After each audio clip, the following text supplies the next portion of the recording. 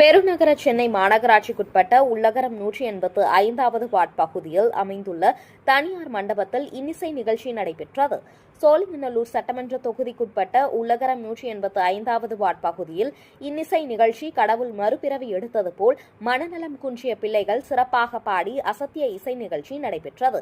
இந்த நிகழ்ச்சியில் குழந்தைகள் வெகு சிறப்பாக பாடல்கள் பாடி அனைவரையும் கவரக்கூடிய வகையில் பாடல்களை பாடினார்கள்.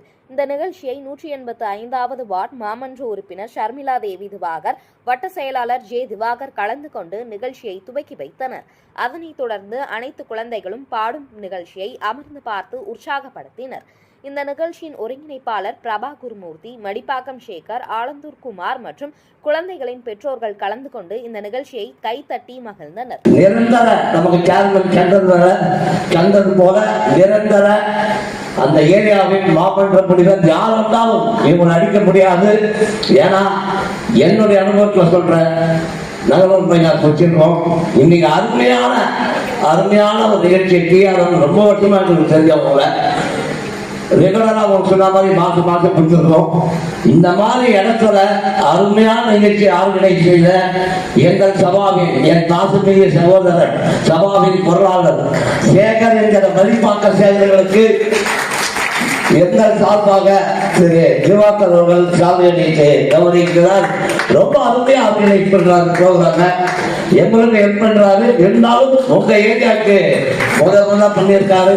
எல்லாம் உள்ள இறைவன் காளிகாம்பாள் மாங்காடு காமாட்சி துணை இருப்பார் தெரிவித்துக் கொண்டு நேரத்துக்கு கச்சேரி காட்சி கேட்டுங்க.